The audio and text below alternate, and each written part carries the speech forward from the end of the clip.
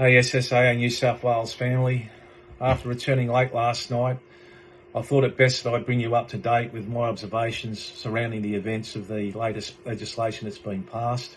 As you're probably aware, overnight and into the early hours of this morning, government has passed legislation as part of what has been described as the Bondi terrorist response. Given the scale, speed and public commentary surrounding these challenges, I thought it was important to speak directly to you and give you some clear factual information as to what I observed and certainly what I believe needs to happen moving forward. Over the past 2 days, I've been present in Parliament, engaging directly with members from across all sorts of political spectrums, and my representations there on your behalf is to certainly ensure that our voices were heard. And I believe they have been heard in terms of whether they've been ignored or otherwise as a matter for public record, I guess. But I think what's really important is we take the time to acknowledge the advocacy and representation and certainly not adopt an attitude of defeatism. It's not over yet. So to this end, I'd like to warmly thank and acknowledge the efforts of those representatives and industry leaders, volunteers and technical experts that have stood tall and supported the effort, providing me and other politicians with certainly the details that surround what can only be described as misinformation. Certainly when you hear some of the things that were suggested in the early stages of this bill being put up. In the lower house in particular, there were several rural and regional members who stood up. I was in the gallery at the time when I heard some of these members speak, and without a shadow of doubt, I was very proud to be sitting there and listening to those representations. And I believe it's important that I call these people out who absolutely hold genuine concerns for the families, the sport, the shooting sports, and certainly those that are affected by this latest turn in events. Roy Butler, the member for Barwon, outstanding representations. Phil Donato, member for Orange, equally as outstanding. Judy Hanna, member for Wallandilly, who spoke truly in terms of the effects and implications this would have on her electorate. Helen Dalton, the farmer, member for Murray, equally as concerned. Dr. Joe McGurr, member for Wagga, absolutely outstanding in terms of his representations for the Wagga community. Paul Toole, Nationals, member for Bathurst. Steph Cook, Nationals, member for Cootamundra. If you haven't had the time to listen to the representations in the lower house from these representatives as I did, please take the time to listen. It was absolutely heartfelt and genuine. I think it's also very important that we absolutely recognise the considerable upper house advocacy undertaken by fishers, shooters and farmers. That is, of course, the Honourable Robert Borsak and Mark Benaziak, who, as I understand it, were up to 4:48 this morning, still fighting and persistently scrutinising the legislation, asking those difficult questions and absolutely ensuring the perspectives of the sporting shooters, regional communities, hunters, dealers were all fully aired and placed on parliamentary record.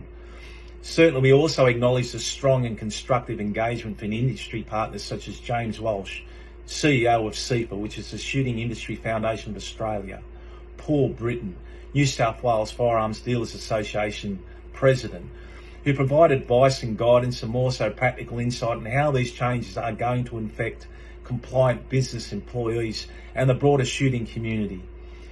Just as importantly, SSAA New South Wales thanks the branch committee members who work tirelessly at the Grassroots. Committee members from the SSAA New South Wales Sydney branch, SSAA New South Wales Newcastle branch, SSAA New South Wales Wagga branch, who help support memberships, coordinate communications and ensure local voices, especially those families and volunteers, were heard. Thank you all. SSAA New South Wales also extends thanks to the discipline chairs who personally reached out to me, providing their advice and guidance and wisdom surrounding the reason why a person in the Sydney metropolitan area, as an example, to hold many firearms would be obviously associating itself to those disciplines. That is, those disciplines that align themselves to state world titles, Commonwealth pathways, world title pathways, clearly not within the thinking of government at the time that this legislation was thought of. SSAA New South Wales remains deeply concerned with the breadth and cumulative impact of the measures on the sporting shooters and law-abiding firearms owners. We fully support firm action against terrorism and serious criminal behaviour. Of course we do. At the same time, we will continue to advocate for approaches that recognise the commitment and positive contribution that the sporting shooters has to the community. Our message is simple. It's assess the individual, not the tool. Target the criminal and terrorist behaviour, not the responsible law-abiding firearms owner. Ensure regulation is fair, proportionate and by all evidence-based.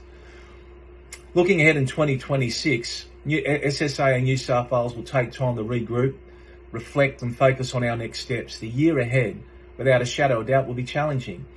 I was walking around Parliament and listening to constituents, and the overwhelming response in terms of our e-petition is resonating through the chambers of Parliament. It is unprecedented that a petition of any kind has reached the levels and numbers that it has. I ask that you continue to support that petition. In terms of our call to action, SSAA New South Wales encourages you, our members, to calmly, respectively and constructively go and speak to your local constituents, your local MPs, and discuss with them the implications this has on your sport, your environment, your businesses. I also call on the greater network to make sure you continually support our dealership network. These are troubling times for those very people and businesses that have helped us, stood by us. Make sure you patronise them, you buy from them, you look after them. In terms of the Christmas message, as we move into the Christmas period, I want to sincerely thank our members, volunteers, officials and supporters for the care, dignity and solidarity shown throughout the year. On behalf of myself, Lance, the executive, the board and the greater New South Wales firearms community, I want to wish you all a Merry Christmas and a safe and peaceful New Year. I look forward to the challenges of 2026 leading into 2027 election, and I'll be speaking to you all soon. God bless and take care, everyone.